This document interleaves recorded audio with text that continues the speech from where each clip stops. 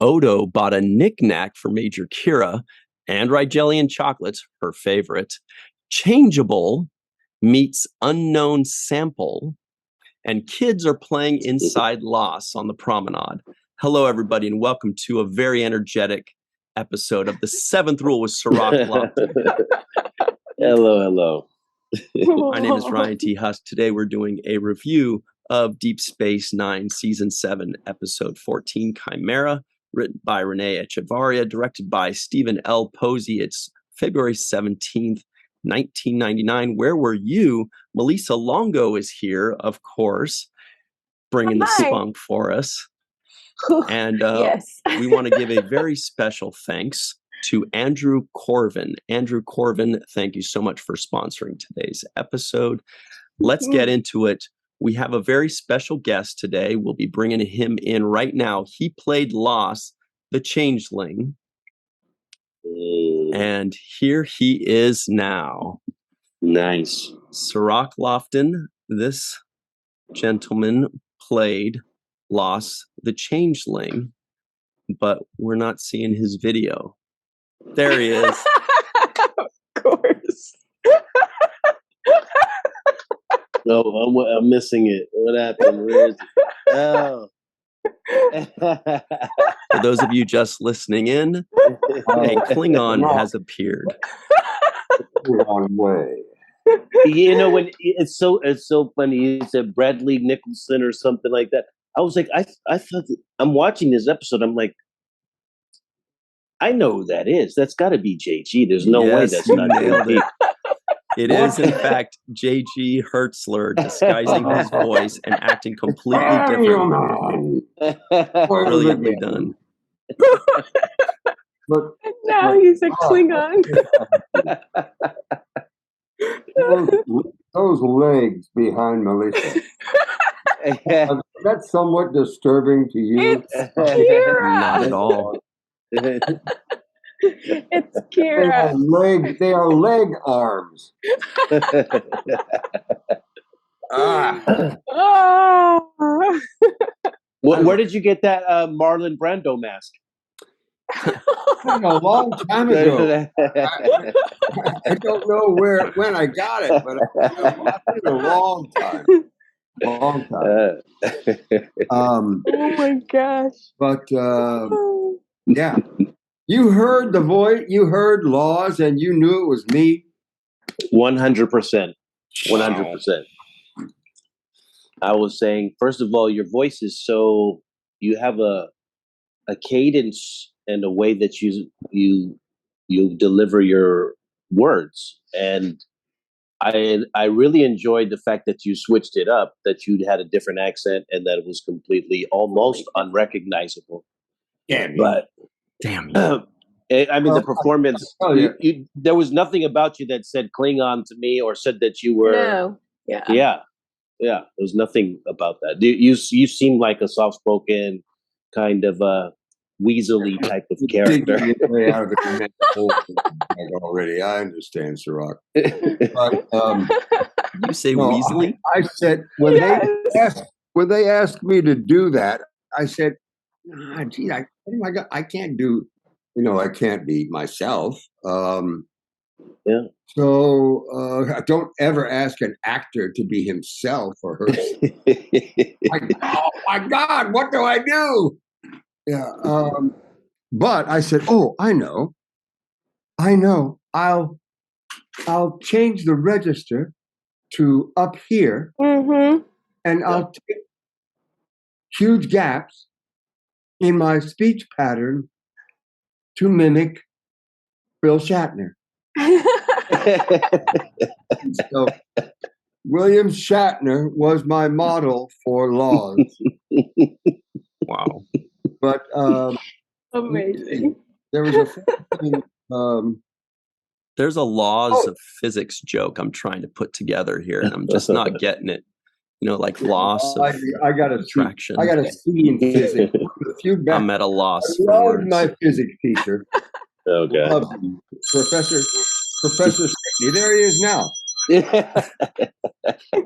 You keep I'm on the sucking on air. that I Laas told you never to call me Professor lozenge. Stickney while I'm on the air. While Melissa sits between the two legs that look like two arms, but look like legs of Nana. It's frightening, Melissa. It's frightening. Anyway. Oh my gosh. Yeah. Melissa actually fell out of focus for a second there. She was laughing so hard. Oh, I'm sorry. Yeah. I'm sorry. Can you send me the information about the hotel that you set up again? Because I lost everything. I don't know how I lost the. That'd be great. This is Bill Taylor of the Fabulous Roddenberries, ladies and gentlemen. Oh, Hey. fabulous. Who will be playing? I'm on You're Zoom muted.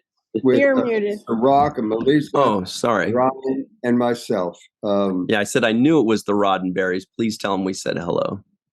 Yeah, well, he says it. He just says he loves you too. But we didn't say that. Well,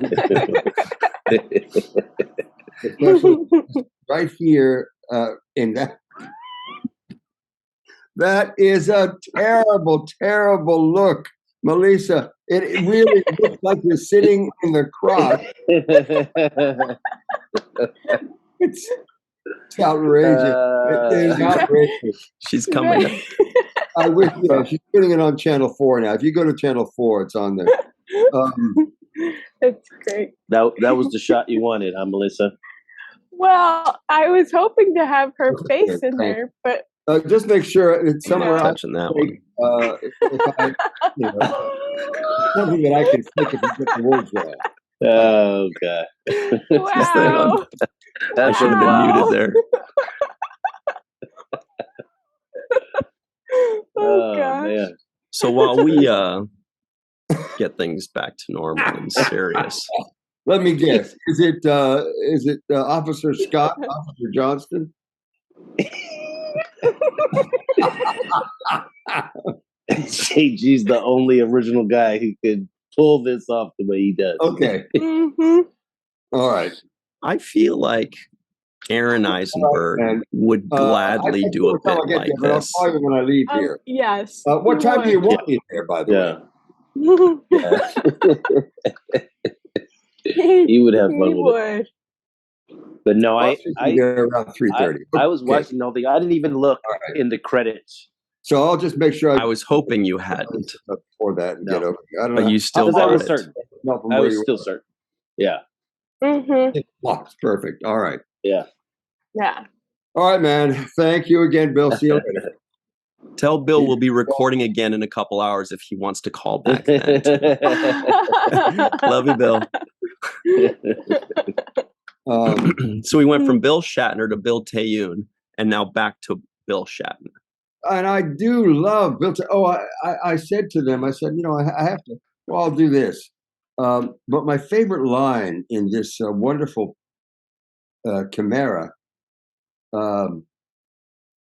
script was I went in with Odo into the bar room, and all the people were sitting, all the regulars were sitting there. Cirroc, were you there as well? No, I wasn't there, but I remember the scene though. Yeah. I walked in and one at a time, I offended each one viscerally, offended them with something really ugly I had to say about them as a race or whatever. As we left, I'm saying to Renee, well, I think that went well. I think that went very well, don't you, Odo? Yeah. Very well. To your credit, I was watching this episode saying, that whoever's this. First, I was like, I'm not sure if this is JG. I couldn't tell right away. I had to kind of keep listening, and then I was like, it's got to be him. At some point, I was like, it's JG. There's no doubt. And what also gave it away that it was you is the fact that your acting abilities matched up against Renee in those scenes. Let me get a recorder. Let me get a No, we're recording. We're recording. But he wants this for his personal library. No, I mean, just the fact that you were really challenging Renee and holding your own in those scenes, and I was saying this, you've got to be an exceptional actor to be able to hold your own up against Renee in these kinds of scenes where you were really, being the antagonist. Well, thank you. J.G. Hertzler, that name alone is not, it's pretty good. J.G. Hertzler, it's got some power to it. It's got some bite. Actually, I have it here. I wish I could find both these things, but I can find at least one of them. Just amongst yourselves then. Background though, what is that back there? It looks like some kind of tapestry. Yeah, it looks almost Klingon-ish. Yeah, a little bit. It's Moroccan. Ooh, fun. That's the gates of Stovelcore. No, it's not the gates of Stovelcore, but it's Moroccan. We lived in Casablanca for a while, and I can't find one of the other things. But I also have my dad's. My dad was Lieutenant Colonel J.G. Hertzler. And I have his you're junior. I have his desk piece. And this was my great-grandfather, also J.G. Hertzler. Whoa! And I think, I don't know where this was from, but he had a store. And I think it might have been on the back of the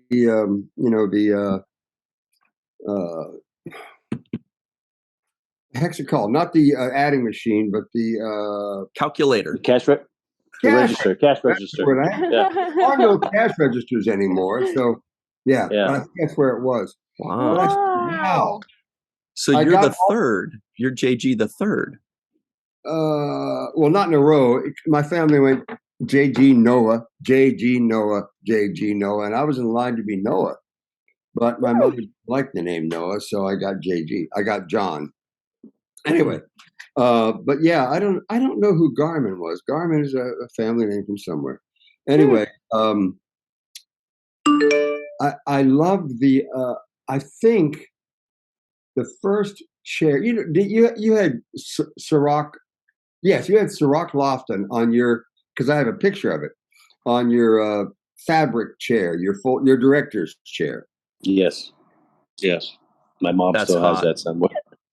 That's excellent. That's exactly right. It takes years and years to get your own chair in Hollywood, to get a chair with your name on it.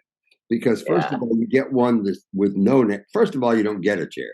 But second of all, he's right though. It starts with no chair.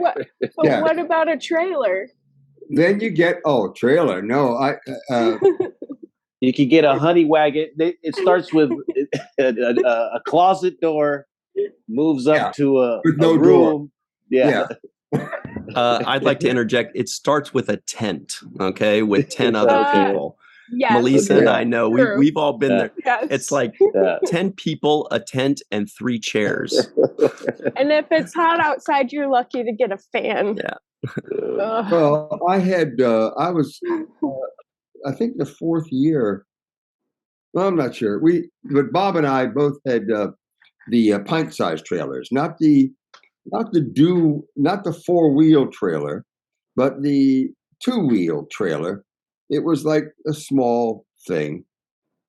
It was fine, but I would go over and I'd measure the length of Bob's trailer. A little longer, a little bigger than Bob's. We're still talking about trailers, right? Yes. Yes. We Y'all haven't lift things to a higher level. Well, Klingons, I don't know. Klingons. And then we still have the legs. Yes. Nana's going to kill us for this one, guys. And she's she's very proud of those legs because she was a golfer. The hardest working people in New York in show business. the dancers. But where were we? Shrink Bob's I don't know, trailer. but we gotta go to someplace different, and that was my fault. Offending everyone on Yes. in the bar room in Quark's bar. Yes. That's something that I wish would have gone a little better. Was the thing they built, the tribute to Star Trek at the Hilton Hotel. It had Quark's bar, and it had some fabulous, not museum, but yeah, it was called The Experience, and it was glorious.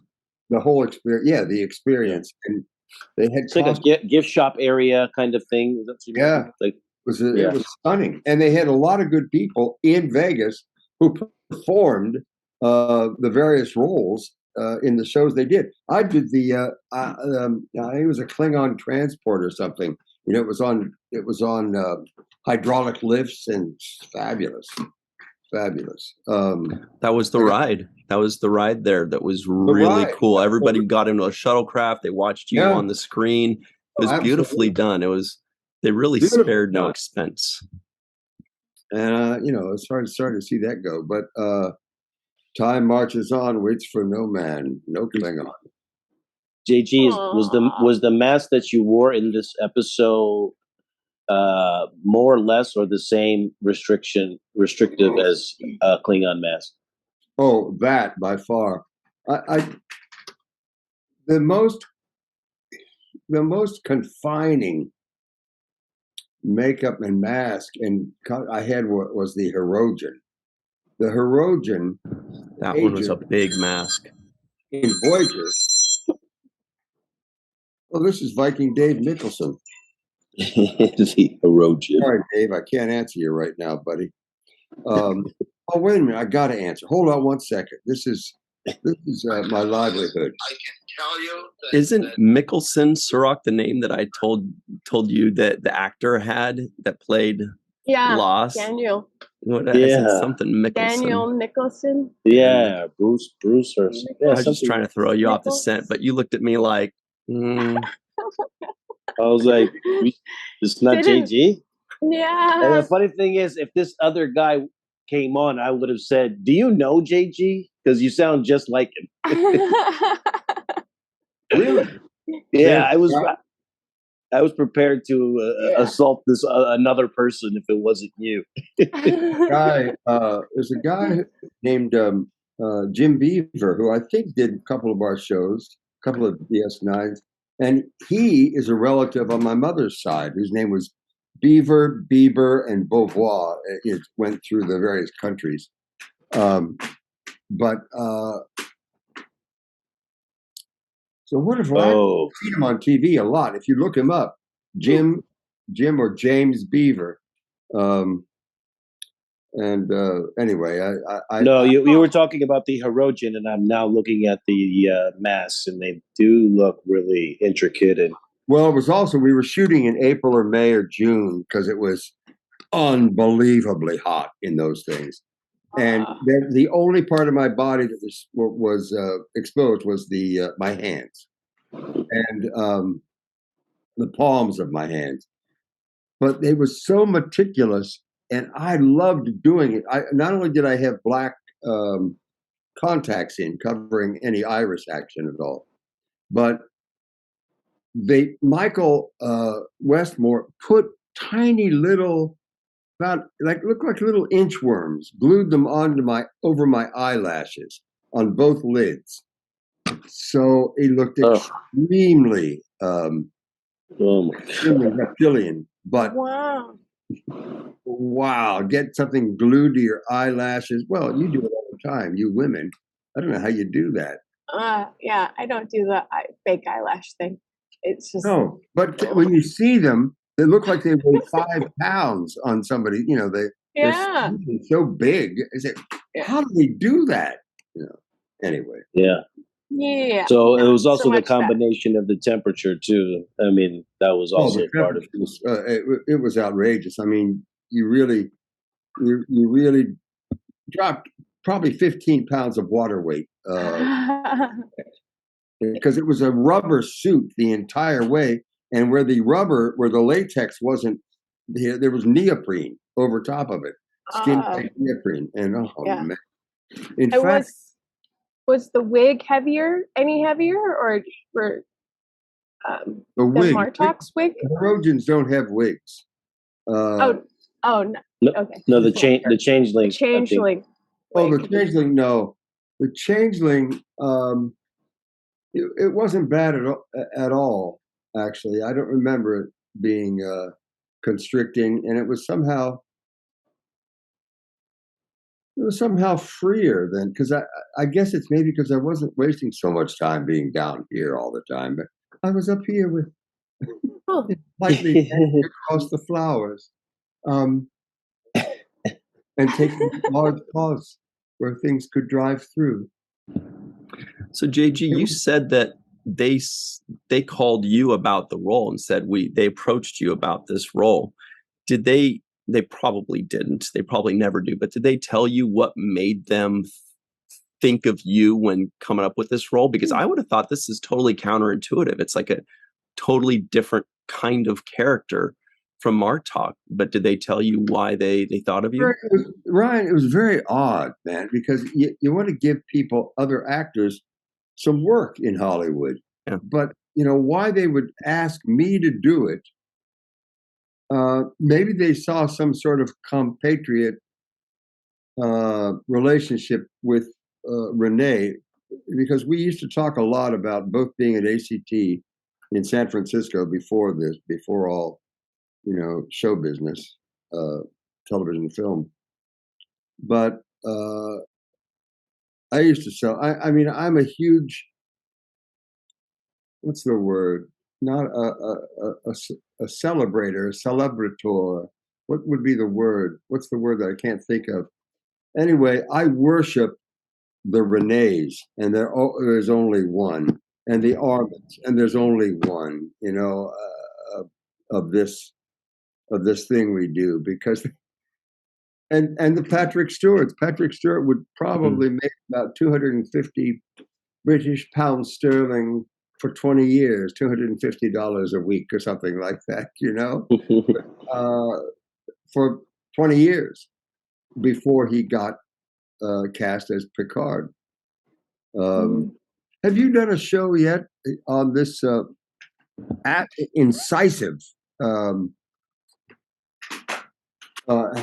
program that you host and have built into a monumental power in the Star Trek world? Have you ever done a show on Patrick with the RSC, or the National Theater, the National Shakespeare Company? No, Patrick keeps calling us, but we're just we're really we haven't busy. gotten around to it. Yeah, we will. Patrick, we know you're watching every week. We'll get back to you soon. We promise. Yeah. Hey, Patrick, I'll put in a good word for you, Sir Patrick. Please do. Thank you. Not for you. I'll put a good word in for Patrick with you guys, and I can't make any promises, Sir Patrick, but I know them very well now. But no, that's the air or the spirit that I got from watching this episode. I felt like watching two Shakespeare actors kind of battle each other in scenes, and that's what you brought to the table. You probably had the same experience with Avery, but I had so much respect for Renee. Renee especially. Renee was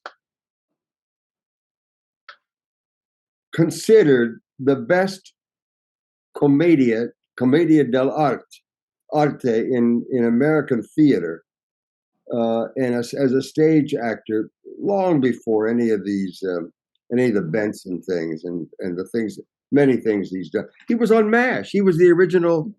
You know that, right? Mm-hmm. Do we all know that? On the film. In fact, I saw Elliot Gould in a TV show that's happening right now He playing a fairly small role on a TV show. Elliot Gould. Yeah. Was it only Murders in the Building? What's that? Was it only Murders in the Building? No. Yes, I saw him in something working a lot in relation to that. No, this was a Lincoln Lawyer. Is the TV version, television version of the Lincoln Lawyer. And but I was saying, like Cirroc and Avery.